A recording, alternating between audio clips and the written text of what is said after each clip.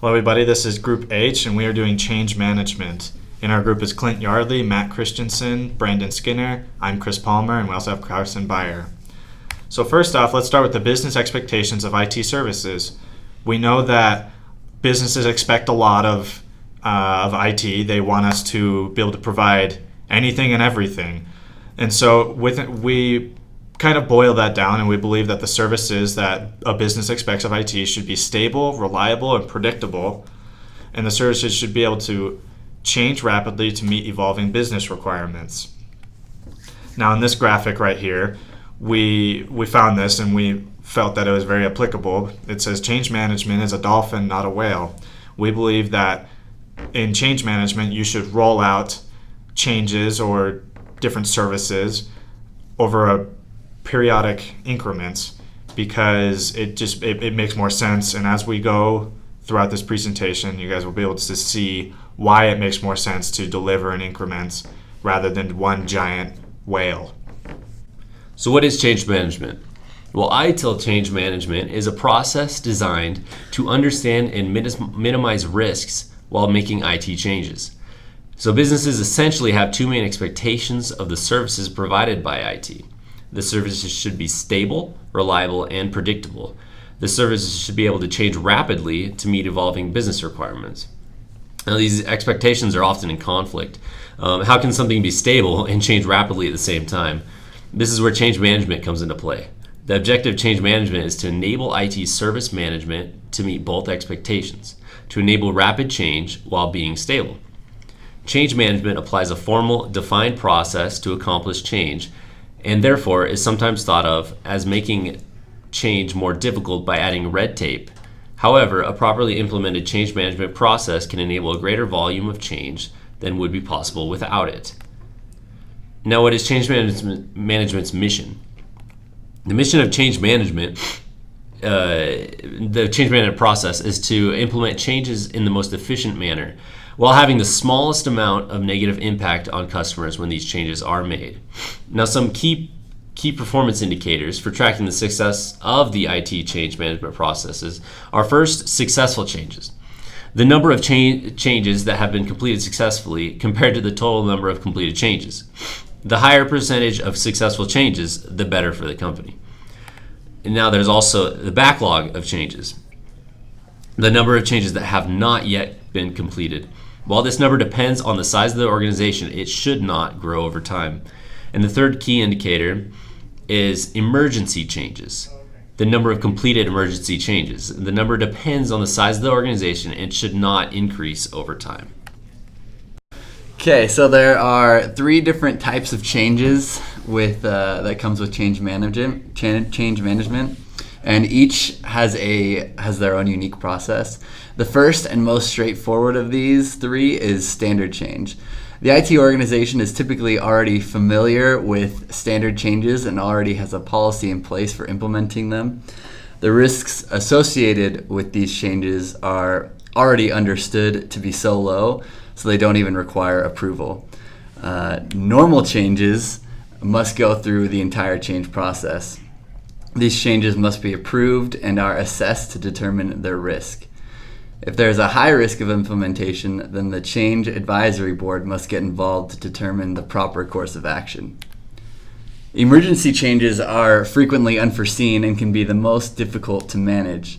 It is important that an organization has a plan and dedicated resources in place for when an emergency arises, as it is nearly impossible to never encounter an emergency. These emergencies typically arise from security threats or flaws in the infrastructure that demand immediate attention. Next, we're going to cover IT change management procedures. I'm just going to list these out because we're going to cover them a little bit more in detail on the next slide. First, we have requests for change review, then change planning, change approval, change implementation, and change closure. As you take a look at this flowchart for change management process, it starts off with a request for an initial change. Oftentimes, this is due to any sort of technology advancements in the industry or any any incident that has caused a need to change the IT procedures. So oftentimes this is someone who's experienced the pain themselves, or it's a manager. So they would submit this change and it would go over to someone who has decision-making power, and they would review and assess this request for the change. They would determine which of these requests for changes are at top of priority and which ones are critical to business decisions, and then they would start to plan the change if they feel that this change is necessary to their organization. Once the planning is kind of configured and ready to go, the change slowly starts to be tested, and it's gauged to see if the change itself will actually be beneficial in the long run. Once this process is validated, then both the stakeholder and the person who initiated the initial request for a change will create a change proposal. This change proposal will talk about what changes will be implemented and what needs to be done so that this change can be of benefit to the organization. After that, once these changes are implemented, then everyone will review the change performance and see how effective it was in helping the business. One of the important pieces of this change process is that at the end, everything is well documented so that for future changes, we can see what went well and what went wrong, and we can close out the process. Roles in change management. There are 6 different roles in change management, and it is important that each function is performed. The change initiator is the person who initiates the change request. This role is typically filled by someone who has frequent interaction with the system and therefore has the best understanding of what needs improvement. The next role is the change coordinator. The change coordinator receives changes from change initiators and assesses the associated risk, creates tasks for implementation, and continues to monitor their progress. Depending on the size of the organization, there can be 1 or more change managers. Change managers further analyze and continue to monitor risk and oversee the requests.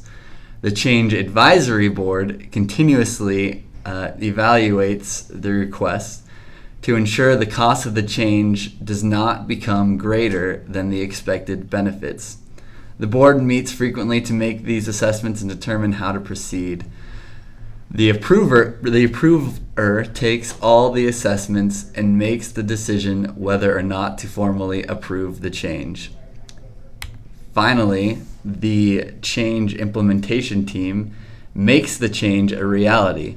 This team is made up of specialists that are capable of carrying out the change, and IT managers are typically head this team and oversee the change. There are various do's and don'ts for change management. We'll first discuss the do's and then discuss the don'ts on the following slide. The first do is to coordinate and collaborate across the organization. This means making sure that all business stakeholders as well as the users are involved in the process. Next, know your inventory. Those involved in change management need to understand the capabilities and resources that the organization has. In other words, make sure the change is feasible. Next, communicate to those who need to know about the change.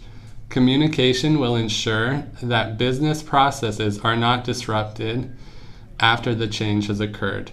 The final one is to approach change management in a service-oriented perspective. It is important to remember that change management is serving the organization to help create business value. Now we'll move to the don'ts of change management. The first one is very important. Don't overlook the role of people.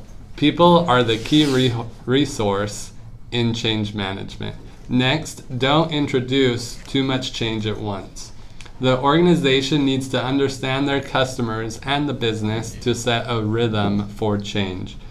The third one is don't think about change management in a silo.